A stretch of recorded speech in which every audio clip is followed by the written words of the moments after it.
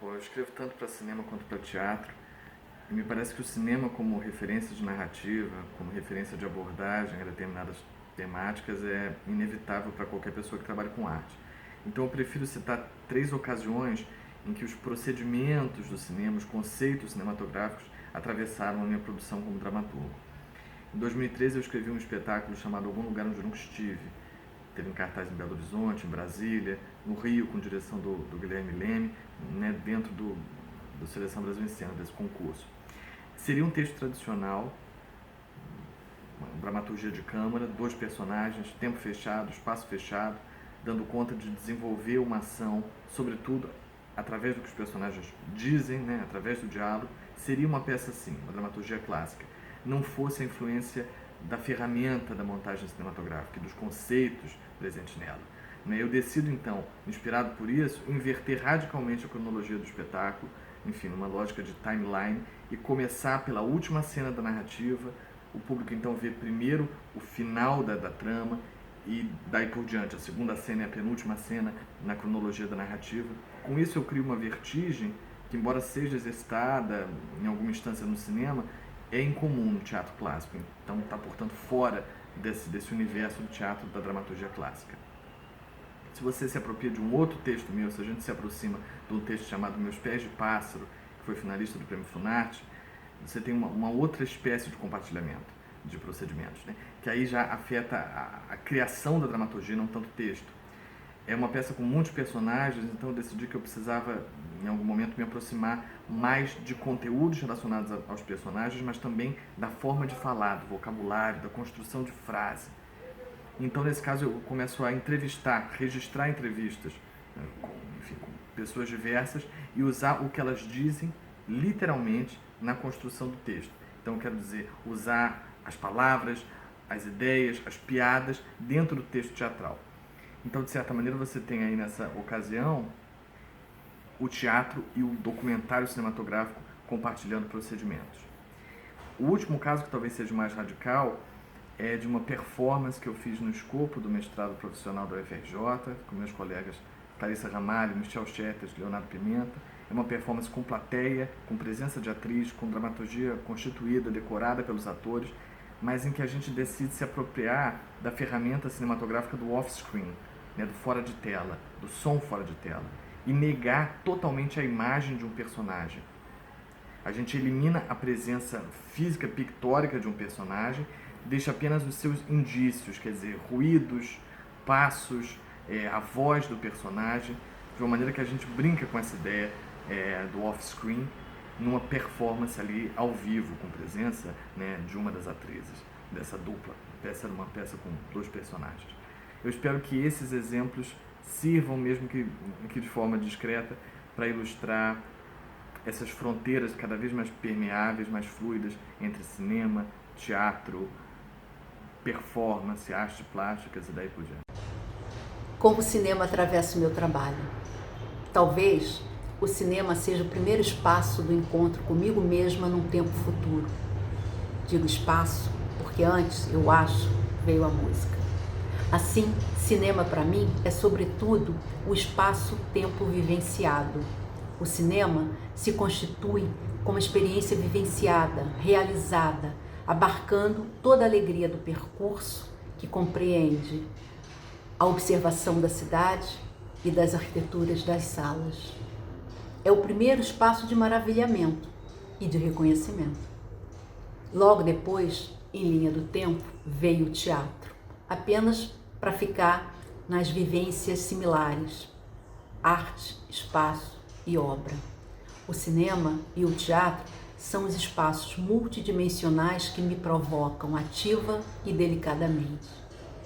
Como o cinema atravessa o meu trabalho? Como não ser atravessada pelo cinema? Como o cinema não atravessaria o meu trabalho? Como não ser atravessada pelas fortes vivências que me cortaram e que continuam a cruzar transversalmente as minhas referências? Mais do que traçar pontos de contato, aqueles que cruzam a nossa vida, o cinema me despertou para futuros. Habitante desses espaços multidimensionais, Proponho para os meus trabalhos, quando diretora de arte, cruzamentos com o teatro, minha nuclear área de atuação. Projeto, portanto, a cenografia teatralizada no cinema, pontos que se cruzam, pois estão presentes nos vetores que constroem o meu caminho e o meu lugar de deslocamento no espaço temporal da minha trajetória, assumindo, portanto, a alegria por permanecer no espaço contínuo de movimento. Sem muito, nunca ter feito isso. Então, como é que é? Não que eu não tivesse, eu já tinha participado de vários sets na minha vida, mas nunca dirigindo. Eu estava fazendo uma coisa pela primeira vez. E quando eu cheguei no set da filmagem desse curta-metragem, eu não tive a menor dificuldade, me senti completamente à vontade. E a partir desse momento, eu tive uma sensação muito clara que o cinema fazia parte integrante da minha vida e do meu pensamento, da minha criação artística. E hoje em dia eu realmente não consigo mais diferenciar o artista que eu sou. Se um artista de teatro ou um artista de cinema. Eu penso hoje um projeto de teatro como eu penso um projeto de cinema, com a mesma desenvoltura, com o mesmo empenho e talvez com a mesma experiência. Eu acho que eu teria tanta experiência no cinema quanto no teatro. Então, hoje em dia, eu realmente não consigo olhar para a minha vida sem o cinema. Penso o cinema o tempo inteiro, ele é uma referência para mim, artística, né? Ele sempre foi, mas hoje em dia ele é fundamental até para o meu pensamento. Então, o cinema é algo que eu não conseguiria entender, a minha criação, o meu posicionamento artístico sem o cinema. É realmente de extrema importância o cinema na minha vida. Aqui em Brasília, onde eu vivo, existe um dos festivais mais antigos de cinema do Brasil. Numa dessas edições, de 94, a Fundação Cultural me convidou para produzir um filme, para produzir uma instalação sobre um filme do festival. E calhou para mim que seria o Pichote, do Babenco. E eu então chamei a instalação de Cama de Menino, porque tinha a ver com as crianças, logo, com os meninos que dormiam na rua. Então eu fiz 3 camas, todas de papelão, pintadas, que eu colei na parede, preguei na parede. E uma no meio, também um papelão enorme que eu colei e pintei, e como se fosse um tapete, e coloquei no meio uma vitrine onde eu expus uma série de coisas que eu tinha colhido, onde os meninos dormem, onde os meninos viviam. Travesseiro velho, já se desfazendo, aqueles cobertores bem baratos, os pelejos, e beatas, e lata de cola já vazia e velha. Enfim, tudo que eu colhi e coloquei nessa vitrine, aquelas revistas de mulher nua que eles tinham, botei tudo nessa vitrine. E aí eu apresentei essa instalação e eu vi que essa instalação tem muita ligação com o meu trabalho, porque inclusive liga o cinema, né, o vínculo que o cinema tem com o meu trabalho. Eu também gosto muito de fotografia e já tinha feito um filme em Nova York de 16mm em 1978, um curta. E, enfim, aí eu vi que o meu trabalho tem um vínculo enorme com o cinema, não só esses 2 que apresentei, mas o meu trabalho em geral, porque eu trabalho com a estética, né, com a coisa visual, com a inteligência plástica que cada um desses trabalhos representa, e eu vejo isso um vínculo muito forte com o cinema, que também trabalha com esses mesmos conceitos. Bem, o surgimento do cinema modificou a humanidade de todas as formas de trabalho, de pensamento, de arte, né, na vida de cada um. E eu já nasci com o cinema, né, indo nas matinês, então a minha literatura, meu trabalho que é literário, que é de livro, foi constantemente influenciado pelo cinema hollywoodiano e depois pelo cinema brasileiro, o cinema novo, Glauber, enfim, e todos os outros. Agora, acho que a coisa mais importante, a força mais importante que o cinema teve, especificamente sobre a literatura, que é a minha área, foi que o escritor ficou mais livre. Ele não tem mais agora que descrever as coisas como elas aparentemente são, ou como a imagem delas, porque isso o cinema faz muito melhor do que o escritor. Então o escritor pode hoje mergulhar, né, na alma humana, nos sentidos ocultos, né? Quer dizer, a grande literatura hoje é aquela literatura que não pode ser filmada.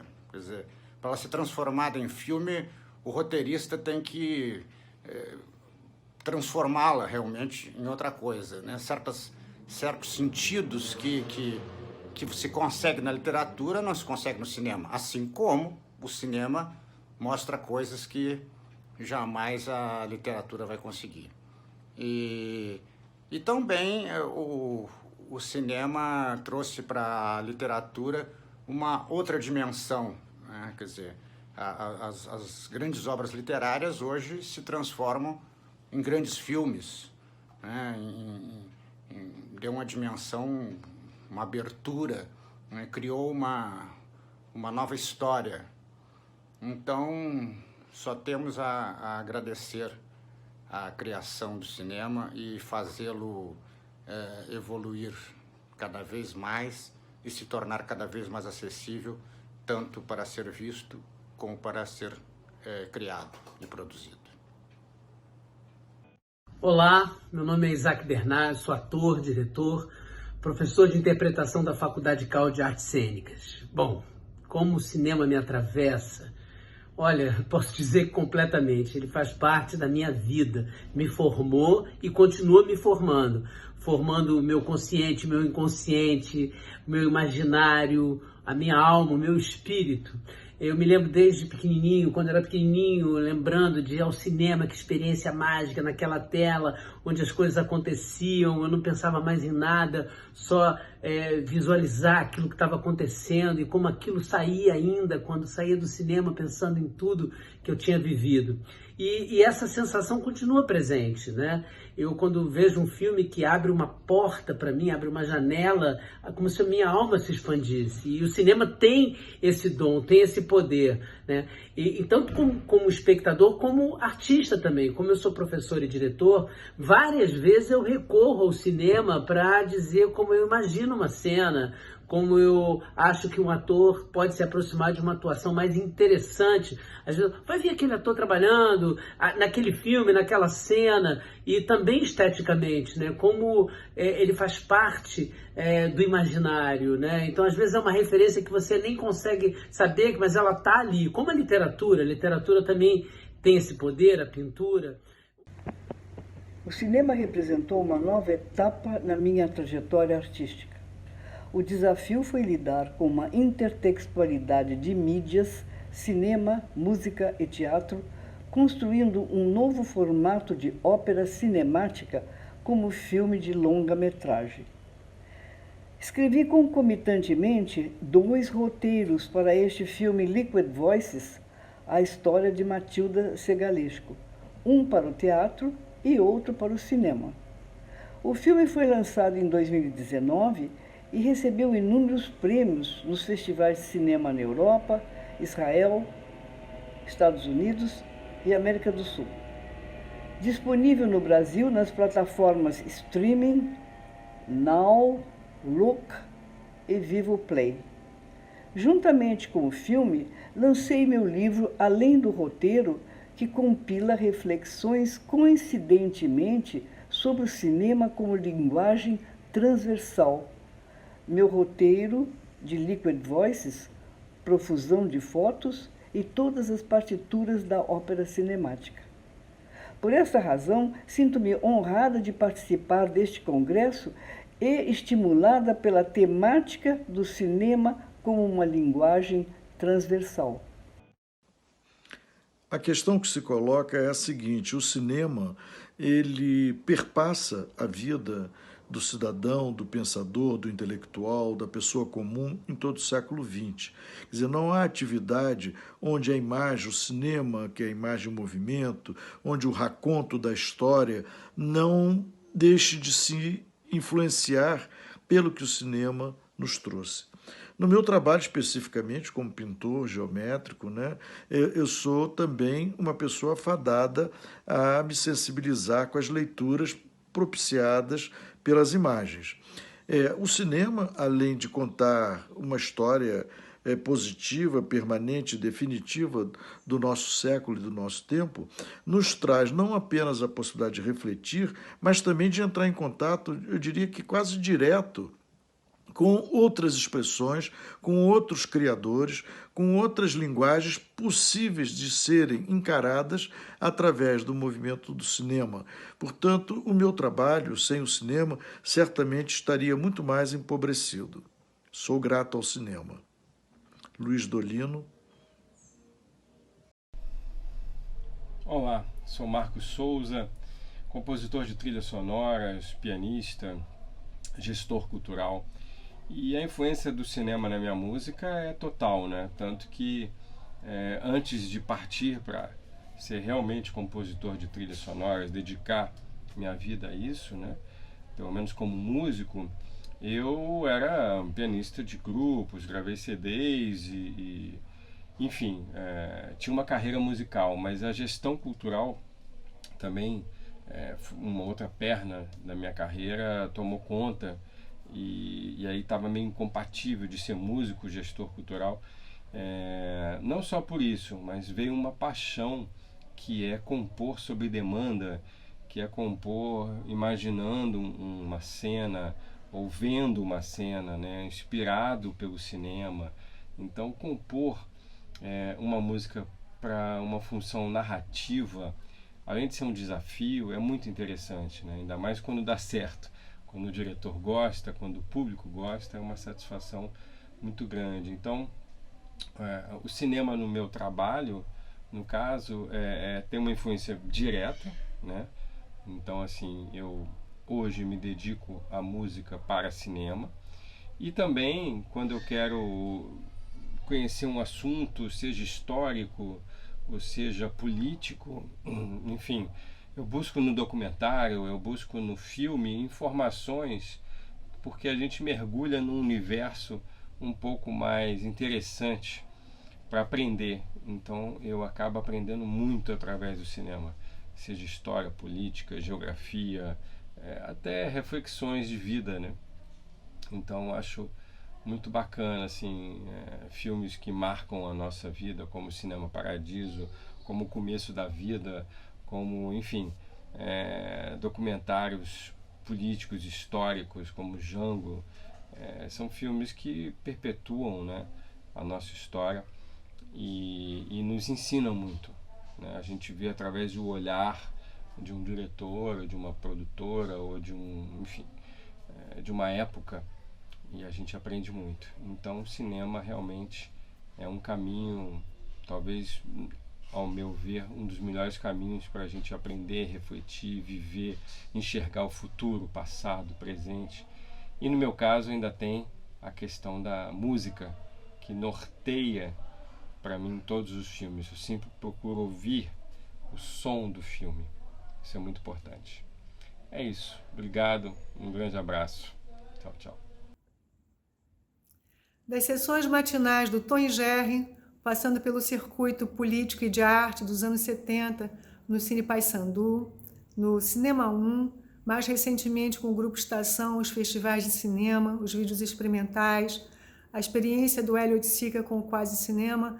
É todo um repertório que você monta e você acessa quando você vai produzir as suas próprias imagens. Eu fiz isso, por exemplo, no meu trabalho, O Outro como Espelho, um trabalho de autorretrato, onde eu fui às ruas e fiz a pergunta às pessoas o que mais se destaca no meu rosto. Eu fiquei atrás da câmera, no caso do celular, e compus então esse meu autorretrato a partir dessas respostas, utilizando as ferramentas que são ferramentas oriundas do cinema. Eu acho que eu fico mais à vontade, em vez de falar sobre como o cinema atravessa o meu trabalho, como o cinema atravessou a minha formação, né, visual, a minha educação visual em imagem técnica. Quer dizer, isso a gente aprende a ver as revistas ilustradas, mas, na verdade, o caminho que forma o olhar e a percepção do mundo visível passa por a tela grande do cinema e por essa experiência coletiva de você compartilhar imagens. E eu fico pensando, por exemplo, no Encouraçado Potemkin, no Ivão Terrível, no Metrópolis, nos Fuzis.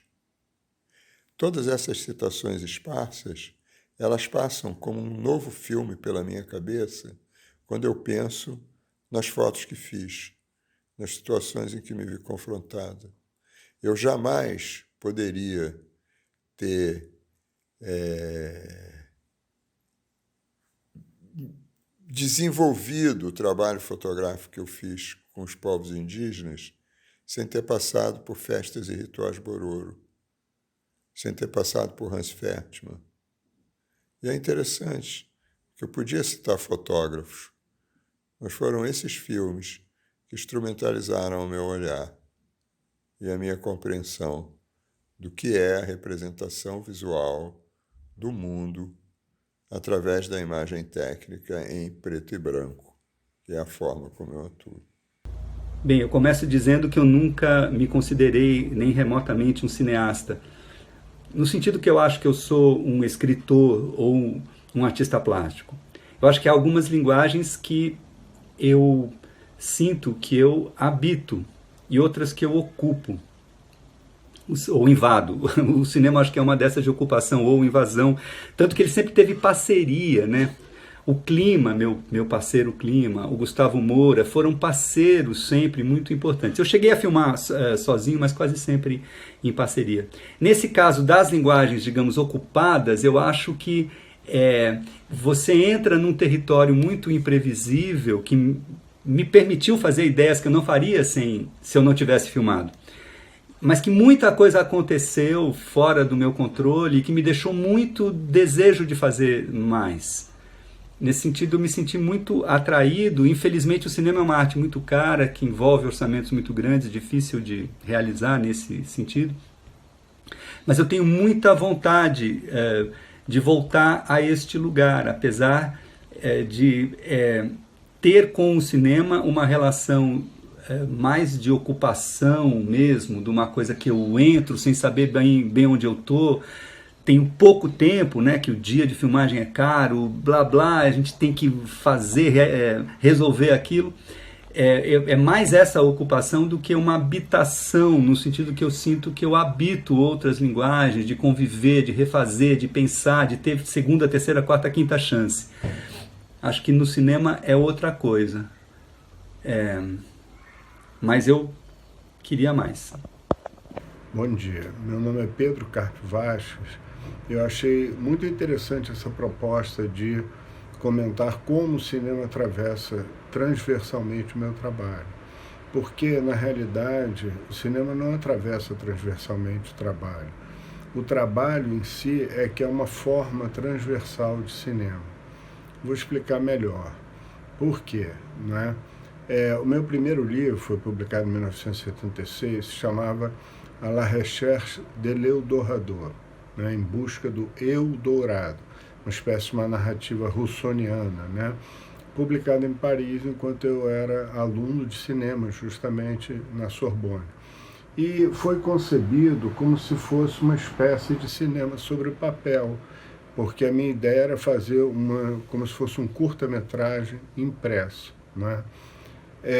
Hoje em dia esse livro é considerado assim um dos precursores do fotolivro, né? Do chamado fotolivro contemporâneo, justamente porque não mostra uma cidade, não mostra uma temática documental, e sim faz uma narrativa assim que se assemelha um pouco a um storyboard, né? Se a gente permanecer estritamente no mundo do cinema.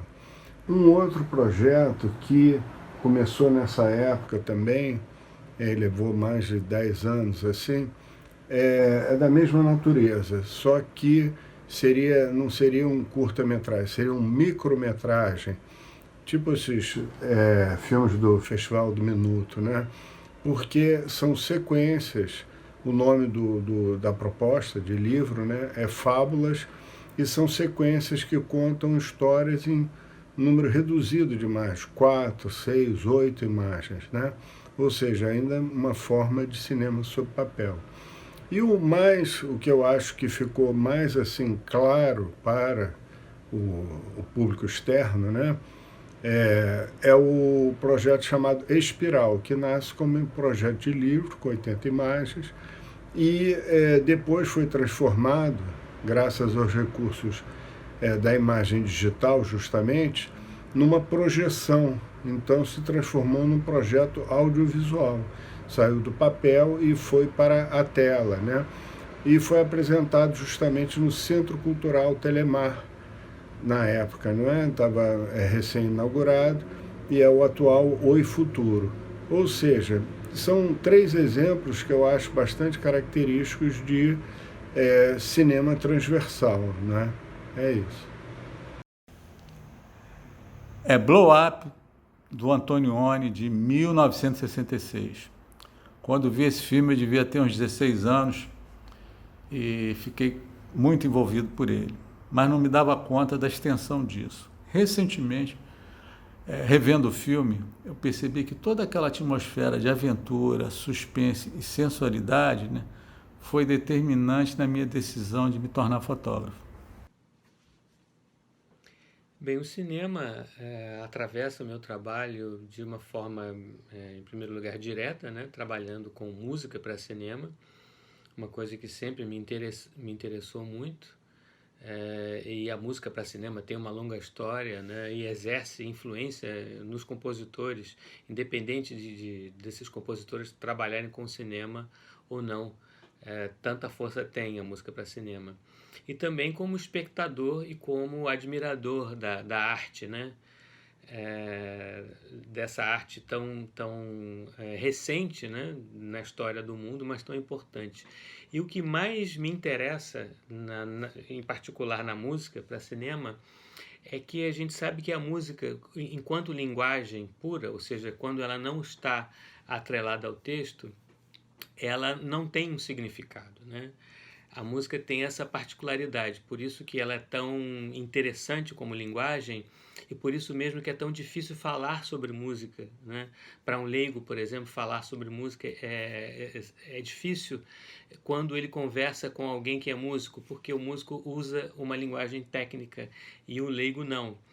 Isso porque essa linguagem musical, essa particularidade da música reside nisso. Não existe a diferença como existe, por exemplo, na linguagem falada, em qualquer língua, os eixos sintático e semântico, né? Aquilo que tem relação com o significado e com o significante. Isso em música não existe, né? Você não consegue dissociar uma coisa da outra. Então, uma obra musical, a princípio, ela não quer dizer nada. Ela não tem um sentido, mas ela tem um sentido atribuído, né?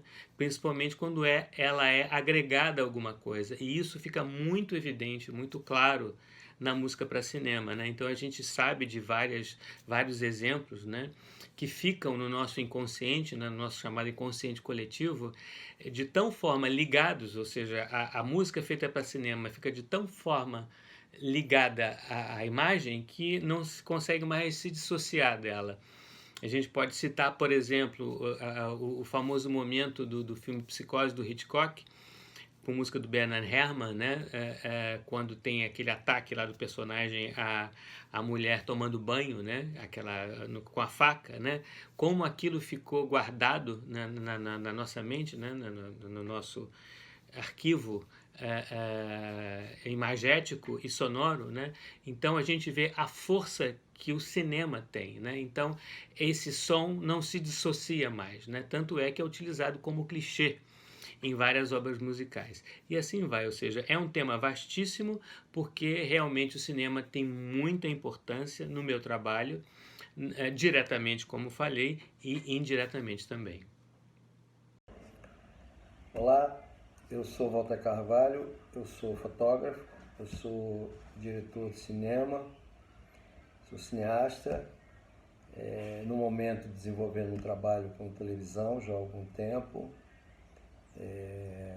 Na verdade, dizer como que o cinema influenciou no meu trabalho ou na minha vida é um pouco difícil de dizer e ao mesmo tempo muito fácil. Fácil porque o cinema começou na minha vida quando eu não sabia que eu ia trabalhar com cinema. O meu irmão mais velho, o Vladimir Carvalho, ele é cineasta, né? Também é documentarista. E aí eu era muito garoto e ele levava uns filmes para ver lá em casa, na nossa casa, e tinha um projetor de 16mm. E o que já era fascinante, aquele projetor na sala, fazendo aquele barulhinho de projeção. E eu me lembro que ele passou um filme na nossa sala, que era um filme chamado Le Ballon Rouge, o Balão Vermelho, do Lamorisse. É um filme se eu não estou enganado, de 66, eu acho que é 66, e que é um filme que ganhou todos os prêmios na época, inclusive foi premiado em Cannes. E esse filme é curioso, e eu só fui entender o quanto esse filme era curioso na minha vida muitos anos depois, porque o filme não tem palavra. O filme não se explica como palavra, como eu estou tentando explicar uma coisa aqui que não se explica, que é a influência do cinema na minha vida. Não tem como explicar, na verdade. Então, mas esse filme não tem palavra. O filme flui, a história de um menino que se relaciona com um balão vermelho e o código verbal inexiste. O filme se baseia, se segura completa e totalmente na imagem. Com o tempo dedicado aos meus estudos e às minhas atividades à imagem, eu fui descobrir o quanto aquele filme tinha influenciado em mim alguma coisa que eu não sabia o que era trabalhar com a imagem.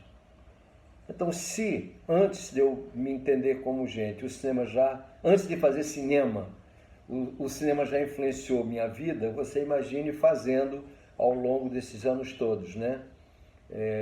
Com alguns filmes que eu fotografei, alguns filmes que eu dirigi e o meu trabalho na televisão, atualmente com a TV Globo, etc. Então, há uma questão no cinema, na vida da gente, pelo menos na minha, que eu acho que é uma coisa sem cura. Você se apaixona por aquilo, você começa a querer compreender aquilo, e para compreender você começa a fazer aquilo, e na medida que você vai fazendo, você vai descobrindo que você não compreende, você precisa fazer mais, você precisa descobrir mais, para compreender mais o que você faz, o que você é, né? E o cinema acaba influenciando em você até na hora de comprar um objeto para sua casa. Influencia na maneira de você pensar em fazer uma viagem. Você aproveita, eu pelo menos aproveito uma viagem que eu faço ao deserto americano, por exemplo, para olhar uma locação que o Wenders filmou, que o Ford filmou, entende? Então, em todos os atos, em todos os Tem coisas que eu já fiz uma janela na minha casa, eu tenho uma casa no sítio, eu já fiz uma janela pensando no 235, ou seja, na relação de aspecto, da abrangência panorâmica de uma tela CinemaScope. Eu digo assim, eu estou dentro da minha sala, eu olho pela janela e enquadro o que está lá de fora, dependendo se estiver chovendo, se estiver sol, se estiver anoitecendo, se estiver amanhecendo, eu olho essa vegetação, eu olho essa paisagem através de um quadro 235, ou seja, você acaba sem nem perceber, você acaba fazendo uma janela 235, ou seja, com a proporção de 235, ou seja, uma janela CinemaScope para enquadrar a sua vida, a sua visão, o seu olhar, né, através do CinemaScope. Eu poderia dizer muito mais coisa, como que influenciou o cinema, e como influencia e como influenciará o cinema, os meus amigos, a minha literatura, né? Eu tenho uma leitura, eu estudo muito a questão da história da arte, eu leio muito, sou muito ligado na questão dos poetas, né? Da leitura da poesia e tal, dos poemas, mas a minha literatura básica é uma literatura de fotografia e uma literatura ligada ao cinema. Portanto, você não se dá conta, mas você é quase que o acordar e o ir dormir, não pensar em outra coisa a não ser no quadro, no cinema, no movimento, na panorâmica, no zoom, no diafragma, no close. Olhar para o ator e dizer assim, diga isso de uma maneira mais carinhosa com o outro. Tudo isso é o seu dia a dia, tudo isso é a sua vida de quem faz cinema. Pelo menos para mim. Muito obrigado.